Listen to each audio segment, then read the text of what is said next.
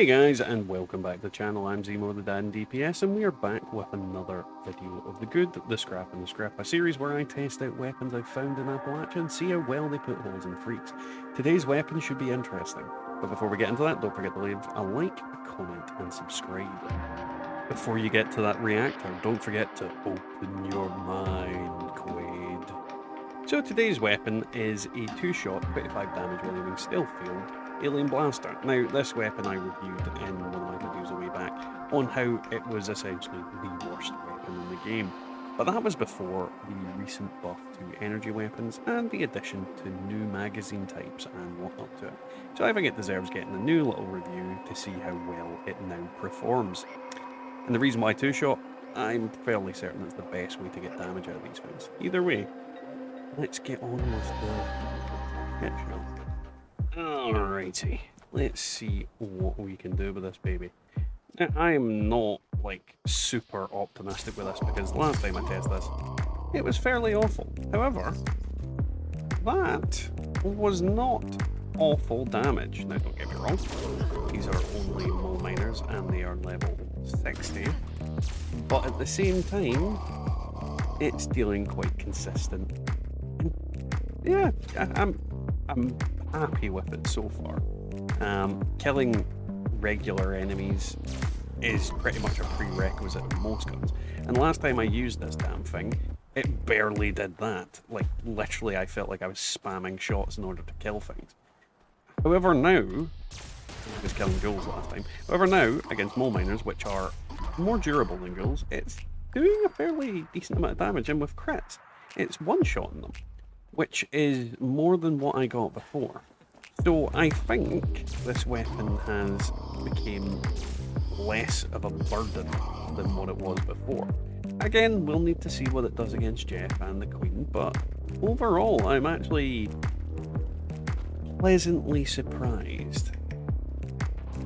Now, before we go into anything else, this is the current build that I'm using. There is a lot of unoptimized crap on here. I'm literally just using it in order to show the amount of damage I can get out of a pistol build in general.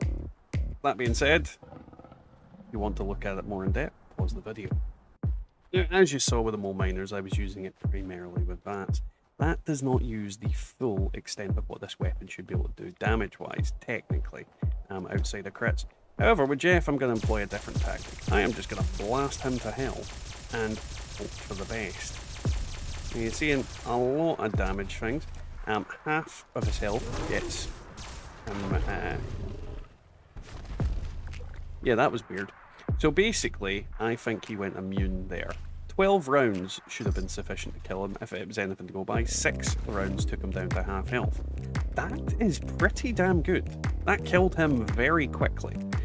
Jeff is a buggy get though, so that could be the reason why he didn't go down when he should have. I'm very happy. Alrighty, it's time to wake up the Queen from her nap and beat her to death, in theory. But we'll see what happens. So we'll take out her legs. I need to heal. This is the problem with if you ever go into that and you ever go up against these types of enemies, is they can deal an insane amount of damage fairly quickly. And the Queen just does not want to cooperate today, so I'm just going to blast her. You saw how quick she went down there. I think because it's frost damage, not a lot of enemies have good resistance to it. And it annihilated her fairly quickly. And finally, we come to daily ops. Now, the kind of problem with alien blaster rounds is they're not really readily available in a lot of cases, unless of course you can craft them.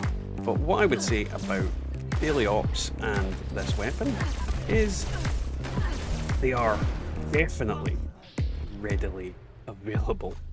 So you saw that there. I am not firing anywhere near the amount of rounds that is required to get these bits of ammo back, and these enemies are dropping like flies. This gun has went from being the worst weapon in game to one that is actually viable and fun. I love the noise of it. I love the alien guns in general, and this is just a prime example of how usable they are. I would heavily recommend, if you can get alien blasters and can craft some good ones, that you go and do it. And I might actually go down the route of doing a legendary crafting versus a purveyor to make more of them again, because quite frankly, they're good in this format. That being said, I'm not entirely certain if all versions of them are going to be good. Two-shot is debatably the best one, because you get that almost double damage type thing going on. But yeah, we'll see. I look forward to testing out more of them in the future. That was today's video, guys. I hope you enjoyed it. If you did, don't forget to leave a like, a comment and subscribe. If you'd like to support the channel, there are several means. You can click that coffee button to donate to me directly. There's also our Teespring for the merch that you can see on screen right now, as well as our YouTube member button and the new Super Thanks button. So if you'd like to support the channel, don't forget to hit any of them. Now, on the note of our members, let's thank them. Alrighty, so let's thank our chosen Undead members. First, Goldie, Deofin Gaming, Bubba Doodle Mom, Scott S, the DDP, and our Dad's Army members, Wyatt Blackburn, Waller, Moon, Colin, Craig Knight, Nathaniel, Dead Mind Games, Marcus Carrasco, Ranger Riddle, Anxiety Rangers, White Face Buds, Numpty, Sickleman, James Holstred, and Country Boy Stevens. Big thanks to all of you. Hope you're all doing well. So yeah, this weapon definitely went from being the worst to one of the funnest. And the fact that you have the frost damage there means that you're potentially going to be able to freeze the Scotch Beast Queen in your place, which should be interesting to see how it works and to see if it's doable. I do think that this weapon would benefit from Bat's crits in the two bottom slots, or faster fire rate, AP cost. But that remains to be seen. Overall, I'm very impressed with the weapon, especially with the freezing mag.